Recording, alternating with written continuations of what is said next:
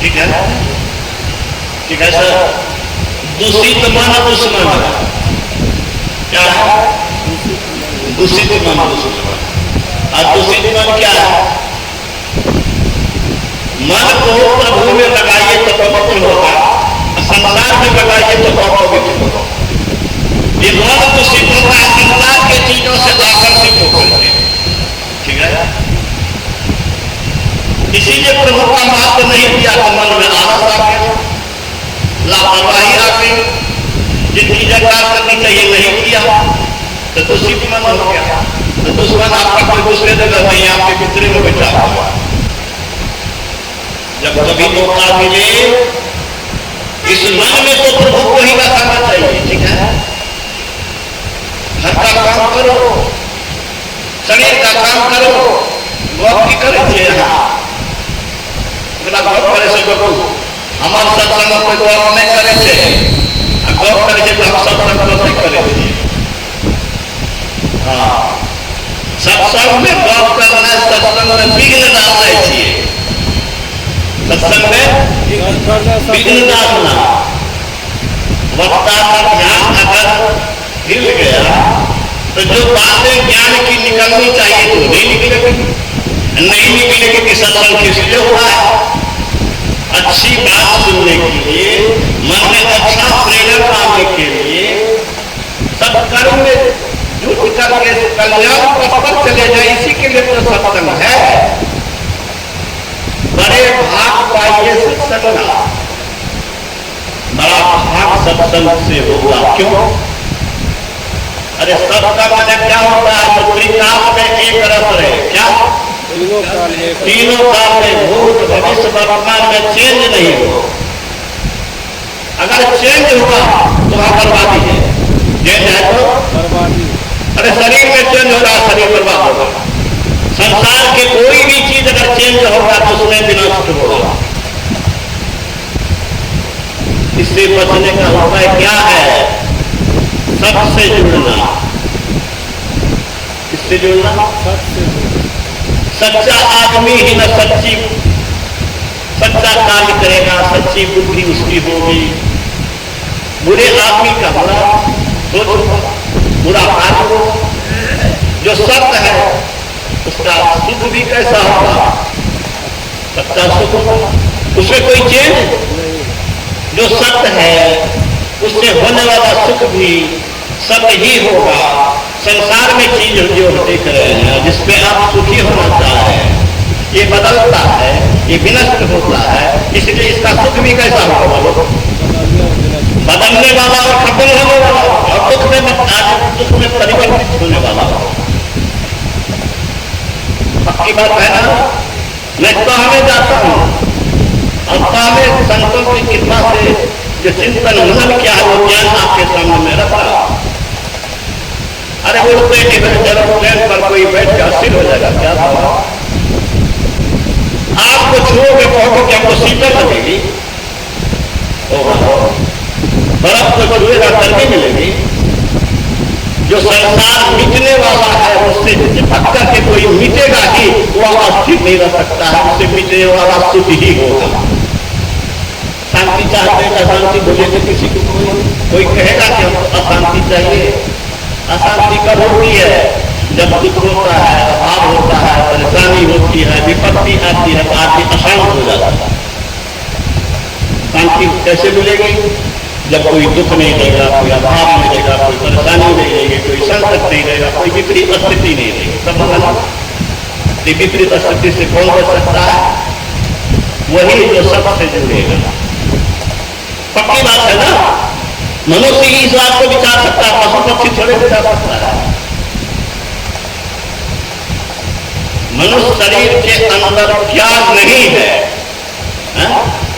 क्या नहीं है? देहस्ता सर्वविद्या, देहस्ता सर्वदेवता, देहस्ता सर्वतीर्थानि, गुरु वाक्य लभते। समझ रहे हैं इंजीनियर साहब? देह के अंदर खरीद हाड़ मांस खून नहीं है। इस शरीर के अंदर जिसने ईश्वर का साक्षात्कार किया, देवी देवता का दर्शन किया, सारा ज्ञान पाया निरक्षर रहने के बाद, निरक्षर रहने के बाद। ऐसे कौन थे? स्वामी रामकृष्ण परमहंस निरक्षर थे, लेकिन उनका शिष्य कैसा हुआ था? स्वामी विवेकानंद को कौन नहीं जानता है? उस जमाने में 100 वर्ष पहले जब गाँव लोगों पर जो रहता था वो शिक्षक बन जाते थे। ठीक है ना सर? हम लोग जब छोटे थे तो देखते थे कि गुरु जी का शिक्षक गुरु बन, उससे 50 वर्ष पहले वो ग्रेजुएशन किए, लेकिन उनके पास कैसे गए? सत्संग हो रहा था, भजन गाते थे, रामकृष्ण परमहंस जी आए, इनको भजन गाने के लिए आमंत्रित किया। जैसे हमने फूल बाबा को आमंत्रित किया, फूल बाबा का विशेषता सुन लिया। हम मन पर बात कर रहे थे, मन मानता नहीं है तो मन पर इन्होंने भजन ही गा दिया, जो हम बोल रहे थे भजन गा दिया। ऐसा मिलान है इनके पास। हम पानी में थी, मिठास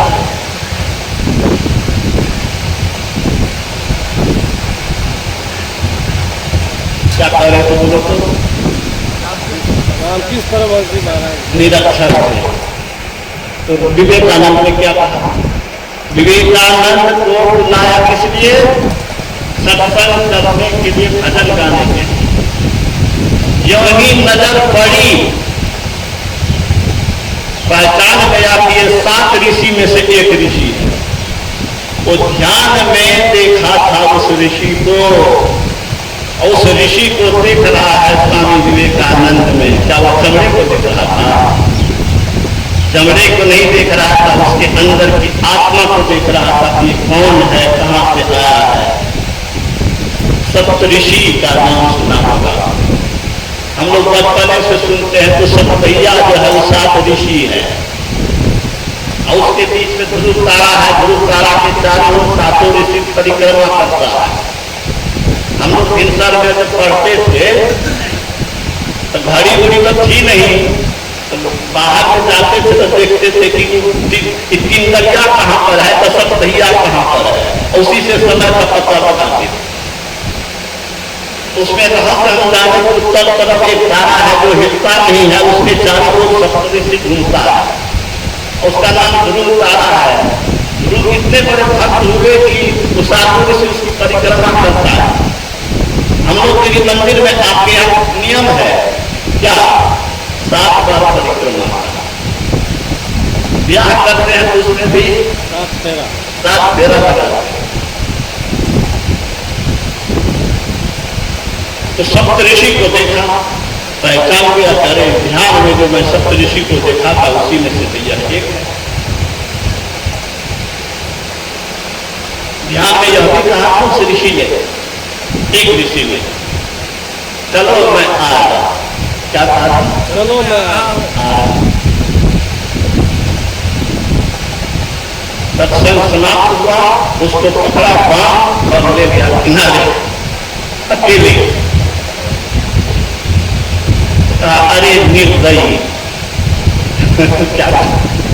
अरे निर्दयी, तूने मुझे 17 वर्ष तक इच्छा करवाया,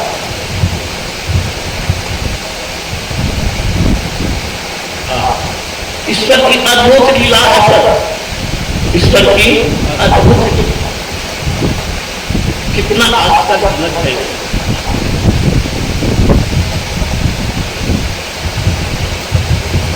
17 वर्ष तुमने प्रतीक्षा कराई, पाप कमिया छोड़ नहीं रहा, कलेजे से लगा आचार्य श्री राम शर्मा ने लिखा है कि युग परिवर्तन की शुरुआत रामकृष्ण परमहंस के आश्रम से ही शुरू हो गया। भारत के दुर्दिन का समापन और भारत के अभ्युदय का प्रारंभ रामकृष्ण परमहंस के अवतरण के साथ ही शुरू हुआ, जिसका प्रभाव 175 वर्ष के बाद होगा। और स्वामी आचार्य श्री राम शर्मा ने कहा, बहुत बड़े तपस्वी थे, हिमालय के संत से उनका कनेक्शन था, हिमालय के संत उनके गुरु थे, उनका जीवन प्रमाण आपको परिवर्तित और विरासत मेरे पास है। हजारों गायत्री संस्थान विश्व में,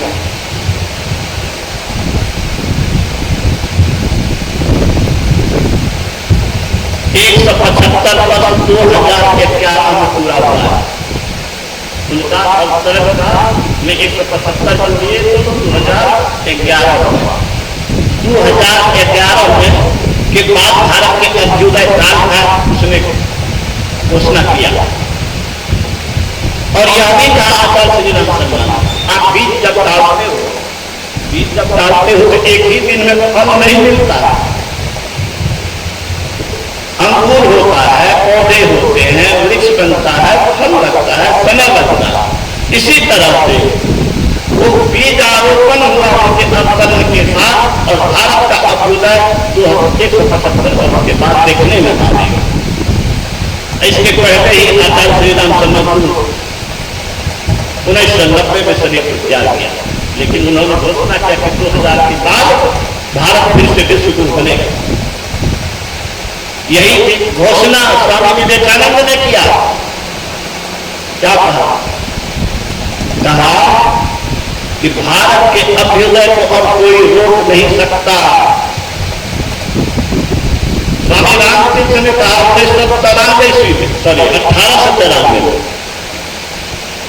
20वीं सदी के पूर्वार्ध से पूर्व भारत आजाद होकर रहेगा। क्या कहा? 20वीं सदी के पूर्वार्ध में 1950 ईस्वी हुआ, ठीक है ना? 1950 से पहले आजाद होगा। स्वामी रामकृष्ण ने कहा है, मेरे पास साहित्य आप देख सकते हो, उनके पुस्तक पे अभी भी मैं पढ़ सकता हूं, आपको सुना रहा। और वो सब पुस्तकें मेरे पास कैसे आई मैं नहीं जानता, क्यों आई? सब उस तरह की व्यवस्था है, अगर नहीं आती तो मैं आपको कैसे सुना पाता। स्वामी विवेकानंद ने यही घोषणा किया, महर्षि अरविंद ने यही घोषणा किया, इसी तरह की घोषणा देवराह बाबा ने किया। तो जब स्वामी विवेकानंद को नरेंद्र, उसका नाम था, नरेंद्र को जब बरामदे के कोने में ले गया और छाती से पकड़ लिया और अश्रुप्लावित हो रहे हैं,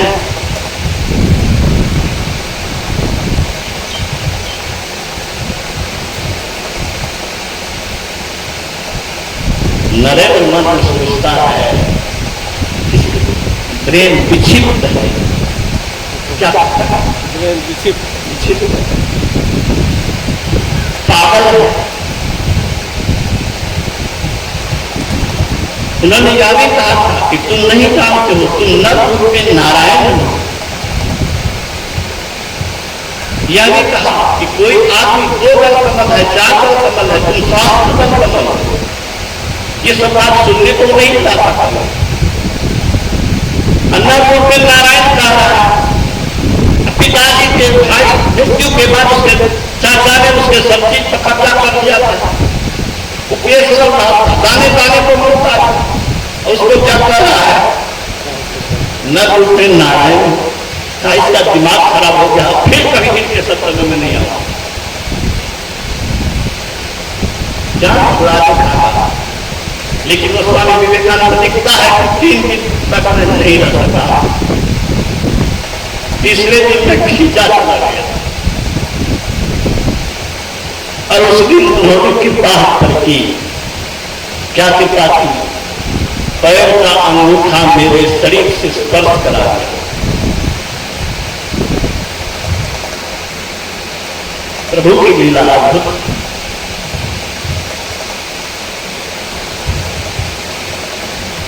स्पर्श होते ही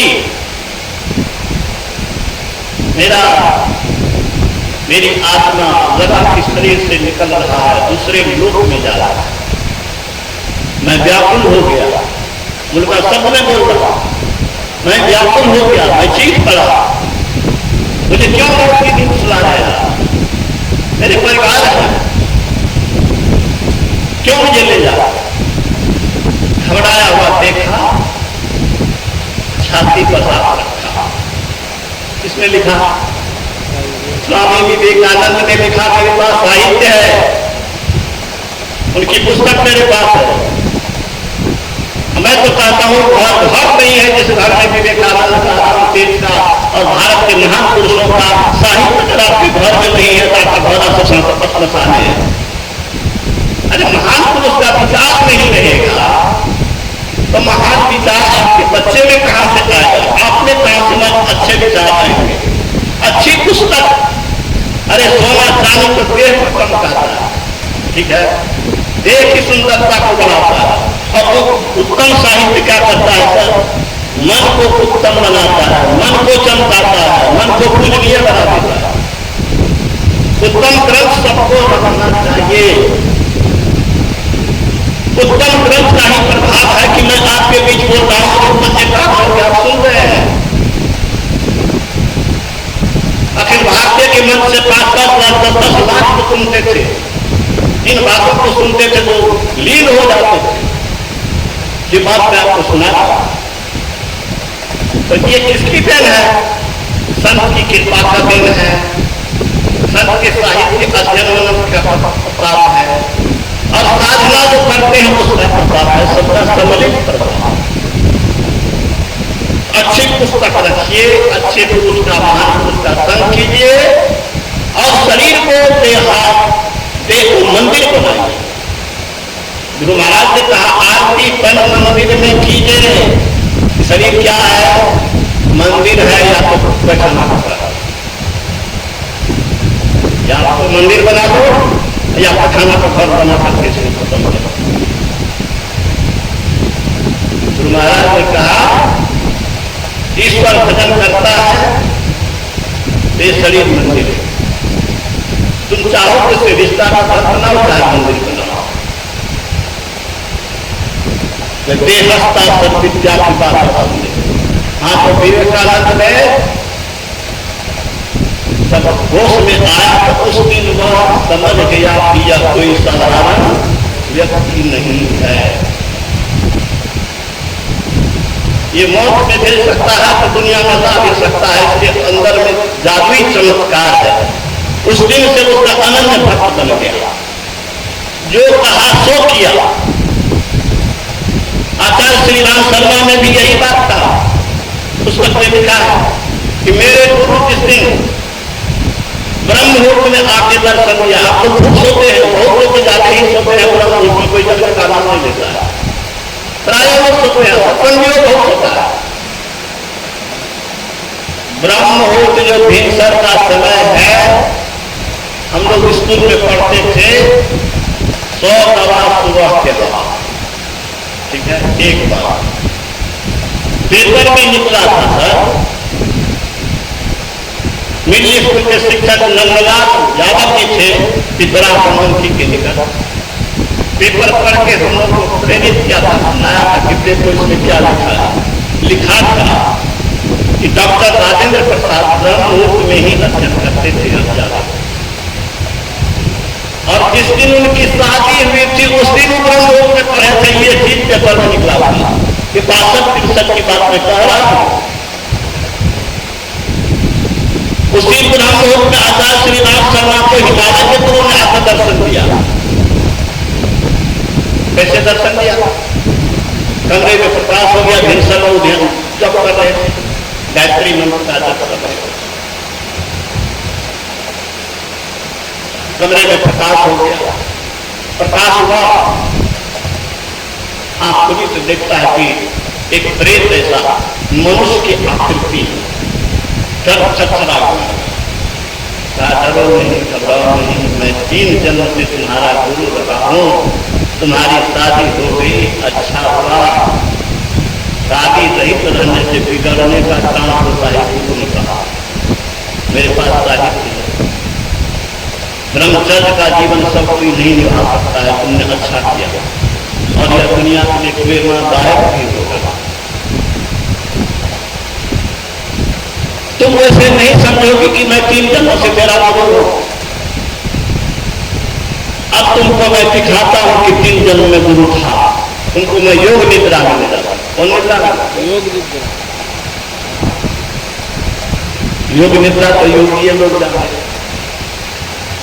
जो मन को एकाग्र कर सकता है। एकाग्रता की स्थिति में शरीर की सुख हो जाएगा और दूसरी निद्रा में अचेत नहीं रहेगा, सचेत रहेगा। अचेत नहीं, सचेत रहेगा, लेकिन शरीर ज्ञान में नहीं रहेगा। आचार्य श्री राम शर्मा ने कहा कि 3 जन्मों के दृश्यों को कहा नहीं लिखा, मेरे पास तो लिखा हुआ। 3 जन्मों के दृश्यों को ऐसे दिखाया जैसे सिनेमा हॉल में चलचित्र देखते हैं। 3 घंटा का सिनेमा ज्यादा से ज्यादा होता था, उसी में कितना दृश्य दिखाता था, कैसे शुरुआत हुआ, कैसे अंत हुआ। 3 जन्मों के दृश्य को जब दिखाया कि मैं किस तरह से इनके साथ गुरु शिष्य का संबंध में था, कैसे कैसे क्या काम हुए, तो मैं जब होश में आया तो सीधा सरेंडर कर गया कि अब जो करूंगा वही करूंगा जो आप कहेंगे।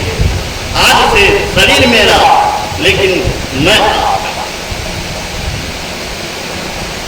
आज से सब कुछ मेरा, धर्म सब जीवन अर्पण, और अर्पण कर दिया, उसी का परिणाम है। आप चाहिए तो एक बार हरिद्वार, चाहिए तो गायत्री संस्था, कितना तरक्की है। मैं उधर नहीं जाना चाहता हूं, मैं ये कहना चाहता हूं कि शरीर के अंदर में क्या है, ईश्वरत्व का साधन है। ब्रह्मांड में जो चीज है सभी शरीर के अंदर है, लेकिन हम लोगों को कुछ पता नहीं। क्यों? आंख के नीचे है, इसीलिए जो आंख से ऊपर अपने को ले जाता है, अपने अंदर में अद्भुत चीज पाता है। और एक काम का तो शुरुआत भी कर देता है, मैं याद रखना यार। मैं बराबर कहता हूं ना कि खेत जोत के छोड़ दो, 6 महीना का तो महत्व रहेगा क्या? पढ़े थे, छोड़ दीजिए तो भूल जाइएगा ना। गुरु महाराज ने कहा क्या था, सोमवार से शुक्रवार तक नए पाठ दिए जाते थे। क्या? सोमवार से शुक्रवार तक नए नए चीज पढ़ाए जाते थे। शनिवार को नया पाठ नहीं दिया जाता, शनिवार को नया पाठ नहीं दिया जाता था, पुराने पाठों को दोहराया जाता था। अपने मास्टर साहब की बात दे रही हो, आप समय रहेगी कि आप समय रहे। अच्छा, ये भी है, लेकिन गुरु महाराज के समय में इधर है 1940 तो उन्होंने विद्यालय छोड़ दिया, उसके पहले की बात तो अपना अनुभव कह रहे हैं। दोहराते इसीलिए है कि हम भूले नहीं, इसलिए दोहराते हैं, भूले नहीं दोहराएंगे तो भूल जाएंगे। ये सत्संग इसीलिए है दोहराया जाता है। संतों की वाणी को बार बार दोहराते हैं। क्यों दोहराते हैं? इसीलिए कि उसका प्रभाव हम कर रहे हैं। जिस चीज का गुण आप सुनेंगे, उस गुण को पाने की आपको ललक होगी, नहीं होगी? अरे डॉक्टर किसको देखते हैं तो मन होता कि हम डॉक्टर रहती है, हमारे बेटे डॉक्टर रहती है, ऐसा डॉक्टर के बाबू को बोलो। कलेक्टर में तो कैसे तो मन है कि हम कलेक्टर रहते, एसपी के पावर में कैसे तो मन से हम एसपी देखे के बाद, सुनने के बाद महत्व जाना जाते थे। महत्व जानने के आता है तो ऐसा बनने की कोशिश करता है। इस सत्संग इसी के लिए है कि तुम भी लल्ला हो जाओ। ये शरीर मरने के लिए नहीं है, जिंदगी को बर्बाद करने के लिए नहीं है। अगर संसारिक चीज के लिए जीते हो तो समझो जिंदगी को बर्बाद कर रहे हो, ठीक है ना?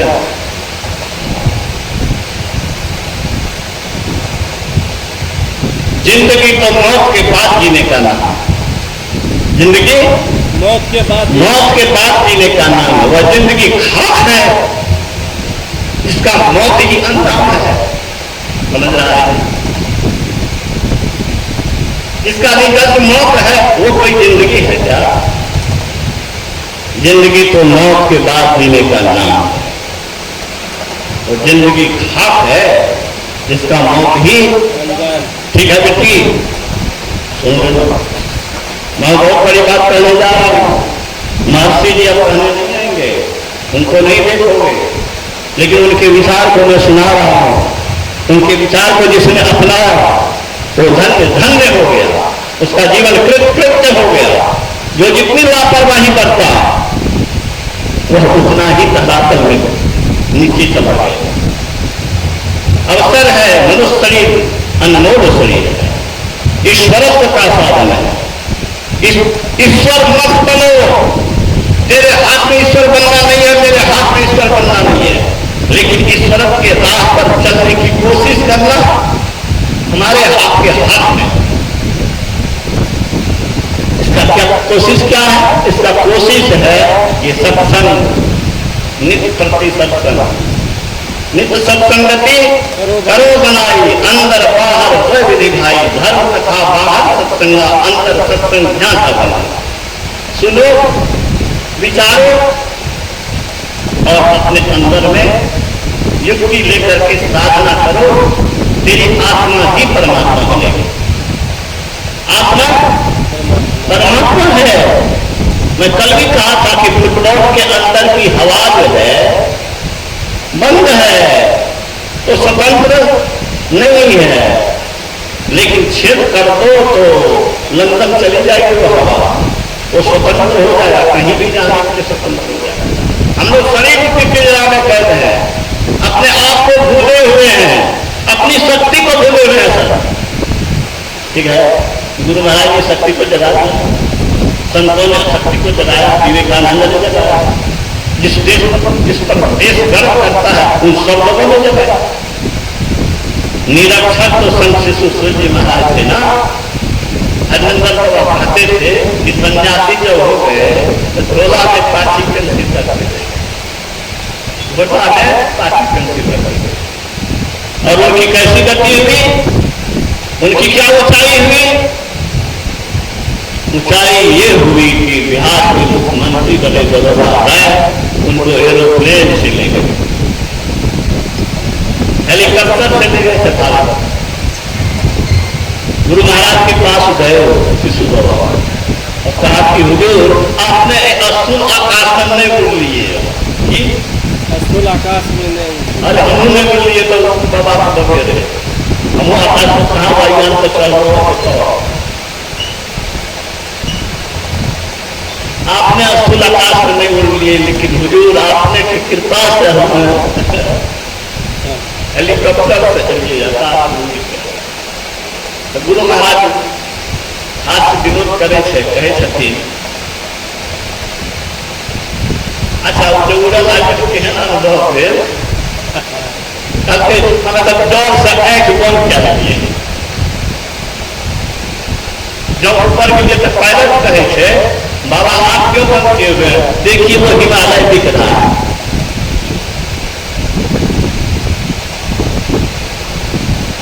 गुरु महाराज के निकट रोने लगे शिशु बाबा। गुरु महाराज ने क्या कहा याद रखिएगा, नहीं रो, अच्छा आचरण से रहो, दुनिया में कुछ भी दुर्लभ नहीं है, नहीं है, कुछ भी दुर्लभ नहीं है, ईश्वर भी बन सकते हो। वो शिशु बाबा जो स्वयं हमको कहा था कि मेरी माँ दूसरे के यहाँ कुकौन पिछौन करती थी, और उनका धनी परिवार का बच्चा जब कटोरी में दूध भात खाता था तो मेरा जीव लमकता था। अब गुरु महाराज के पास गए तो कहा कि तुम सन्यासी क्यों बनना चाहते हो? तो गुरु महाराज को कहा कि खाए नहीं मिले, हमारा वो समय तक लिए जब खाए लोग नहीं मिले रहे। आज का समय अलग है कि कट्ठा का सर 2 क्विंटल रुपये जैसे मकई विभोग ने उठते रहे, सब समय तक लिए। वो शिशु बाबा को IG, DIG, vice chancellor, Bharat सरकार के मंत्री, प्रधानमंत्री इंदिरा गांधी किससे नहीं मिला, किसको नहीं प्रभावित किया? निरक्षर आदमी जब सुना, विचारा, संत के अनुकूल आचरण किया, कितनी ऊंचाई तक पहुंचा। तुम भी पहुंचेगा कि नहीं? अभी सन्यासी का कोई धारण तो नहीं किया, हाँ तो यही बनना है। भूस्खलवान सबको नहीं देखना, जो गिरता है उसको नहीं देखना, उसके संग भी नहीं करना। बड़े मन फिर हरि को संतोष। देखिए कुछ मैं आपको भी कह रहा, बहुत सावधान रहिएगा। शिशु आप कह रहे हमें कार वाला नहीं जाइए, हमारा मन लग चला, हम लोग हम व्यंग करते थे, बेसी संपन्नता को पसंद नहीं करते थे।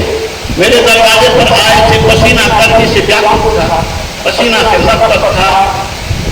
मैंने टेबल फेंक रूम से निकाल के बरामदे पर दिया। रूम में नहीं जाते थे, बरामदे पर भयंकर करती है, लेकिन बरामदे पर मैंने टेबल फेंक घर से निकाला और तो उनके निकट लगाया, टेबल फेंक को हटा दिया। हमारा हाथ चला पंखा लगा, सुविधा हमारा खराब था। जब तक पंखा नहीं थे, बिजली गई से वो कहना थे, हमें टेबल की हाथ वाला पंखा का काम चलो। बंधुओं, गुरु महाराज तो कहते थे कि गुरु महाराज परमात्मा है, उनकी वाणी तो उनके विचार साहित्य में पड़े हुए, उनके विचारों को मंथन करके मैंने अमृत संचय लिखा, अमृत चिंतन लिखा। आप पढ़िए, उसमें आप बहुत पुस्तक पढ़ने के बाद तो पाएंगे सार बात उसमें से चुन चुन करके मैंने उसमें किया। पहले तो अपने मन में उतारा, डायरी में नोट करता था, शांति संदेश में देता था। जिसने पढ़ा वो प्रभावित था, उसने उसको पुस्तकाकार किया है, मैंने नहीं किया, दूसरे ने किया। मैं सिर्फ सहयोग कर दिया, उसकी लालसा भी मैंने कर दिया। मेरे कहने का मतलब क्या है? मतलब ये है कि संत साहित्य घर में अवश्य रखिए। विवेकानंद के साहित्य को नहीं रखिएगा तो विवेकानंद की संख्या जानेगा। महान पुरुषों का विचार अगर आपके घर में नहीं है तो आपका विचार, आपका बेटा, आपका पुत्र, आपका पोती, आपकी पत्नी कैसे अच्छे विचार को धारण करेगी? सुनेगी नहीं, जानेगी नहीं, मानेगी कैसे? हम अपने लोग क्या कहते हैं, हृदय की चिंता पढ़ा, जिसको रुचि नहीं है सर उसको कहते हैं कि टप्पा पढ़ा। बीच बीच में पूछते थे कि बुझला, किसी न किसी रूप में उस विचार से उसको प्रभावित करने के लिए मैं पुस्तक पढ़वाता हूं अपने लोगों से, ताकि वो भी इस सत्य को, शास्त्र को, सत्य और लाभदायक बात को जाने, और जानेगा तो मानेगा, नहीं जानेगा तो मानेगा। पहले तो सुन करके जाना जाता है, ये अमृत है, खाना मिल के आपको पचाता है, कोई कहते कि इसमें विष मिला हुआ खाइएगा, जानने के साथ कहीं रास्ता होता उठ जाइएगा। कोई कह दे तो उठ जाइएगा। जानने कैसे? सुन के आदमी जानता है, पढ़ के जानता है, संग में रह के जानता है। जानने का, ज्ञान का यही साधन है, और ज्ञान हासिल नहीं करोगे तो आप ज्ञान में रहोगे। अज्ञान को भी एक अंधकार कहा गया, अज्ञान को अंधकार कहा गया। अंधकार में चलने वाला आदमी। मैं कार्य में पढ़ता था, एक दिन संत महात्मा के विषय में एक लंच में विद्यार्थी ने कुछ से कुछ कह दिया। मुझे क्रोध नहीं आया, संयोग था, बेसी ताकतवर भी था, लेकिन मैं उसको जवाब दिया जो अभी तक मुझे याद है। मैंने कहा था कि देखिए आपका इसमें कोई दोष नहीं है, आप जो जानते हैं उसी के आधार पर न बोलिएगा। अंधकार में आदमी सांप के मुंह में पैर दे, यह स्वाभाविक है। गड्ढे में गिर जाए स्वाभाविक है, कांटा पर पैर दे दे स्वाभाविक है, दीवार से टकरा जाए स्वाभाविक है। आपको उसका ज्ञान नहीं है संत का, इसीलिए संत की आप आलोचना करते हैं। तो सुनना जरूरी है, जानना जरूरी है, मानना तब करना, तब पाना। हमने पहले सुना, पहले जाना, तब माना, तब किया, तब करना, और समझता हूं क्या? समझता हूं कि अरब का कोई मतलब नहीं, वो किसी काम की नहीं है। छाती में दर्द होगा, आप तो बोले कि पूजा कीजिएगा तो हमको क्या मिलेगा, बोले तो लोग नाम जस के लिए लगते हैं। तो नाम जस के लिए क्या नहीं करता, मूर्ख है वह, हमसे पूछिए। अगर मेरा मन भी अगर उसी के लिए ललायित है तो मूर्ख है मेरा मन। ऐसे कहीं खुश नहीं हो जाइएगा, अंदर की शक्ति को देखते रहिएगा कि अंदर में हमको क्या है। अंदर में जब तक अंधकार है, भविष्य अंधकार में है, अंदर में प्रकाश है, ज्ञान का प्रकाश नहीं, ओरिजिनल प्रकाश है। उस प्रकाश में क्या दिखता है, क्या दिखता है, आपका मन दिखेगा, उस प्रकाश में विश्व ब्रह्मांड दिखेगा, ठीक है, भूत दिखेगा, भविष्य दिखेगा। वो प्रकाश अपने अंदर में है, उस प्रकाश से हमारी भेंट नहीं है, उस प्रकाश की तो वास्ता भी नहीं है। कितने मूर्ख है हम, सब मूर्ख है जब एक जान करके भी कोशिश नहीं करता। जो नहीं जानता है बेचारे का कोई दोष नहीं है, लेकिन जो जानता है कि अंदर में प्रकाश भी है, ईश्वरीय शब्द भी है, उसके लिए कोशिश नहीं कर रहा, उसके लिए तपस्या नहीं कर रहा, उसके लिए सदाचार का पालन नहीं कर रहा, उसके लिए संसार की चीजों से मन में विरक्ति नहीं ला रहा, संसार की चीजों से आसक्ति ला रहा है, बड़ा कार्य होना चाहिए, दिन में हवा होना चाहिए, बैंक पहले से 10 लाख होना चाहिए, 10 लाख पहले से 20 लाख होना चाहिए। ये आसक्ति अगर संसार की चीजों से है तो तुम मुर्दे हो, ठीक है। मुर्दा होने वाले चीज से प्रेम करते हो, तुम मुर्दे ही हो, चाहे कितना भी वो प्रतिष्ठित व्यक्ति हो। मैं उसके लिए यही सब बोलता, मेरा दिल बोलता, मैं इन चीजों को, संसार की चीजों को कुछ महत्व नहीं देता हूं। सब चीज तो मेरे पास है, लेकिन मैं दुखी नहीं हूं, मैं कष्ट नहीं अनुभव करता हूं। क्या सब कुछ मेरे पास है, लेकिन कष्ट अनुभव होता है तो महसूस होता है ये सारी चीजें किसी काम की नहीं है। और बहुत कुछ मिल जाओ, अब हमारा जाओ, जितना कहे है उसको बेटी, तुमको कहते सुबह में आना, तुम आइए मेरे तरफ किसी तुमको गौर से सुनी है, सुन के नहीं रहना, जो सब कहे हैं उसको डायरी में नोट करना। हम जब कहीं जाते थे, अच्छी बात आती थी तो सब डायरी में नोट करते जाते।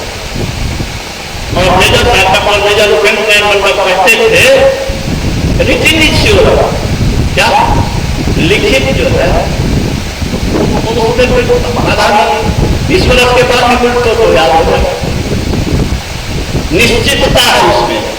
सुन के कहिए ना कि हम याद रखेंगे, तो मैं कुछ दिन के बाद आप भूल जाइए।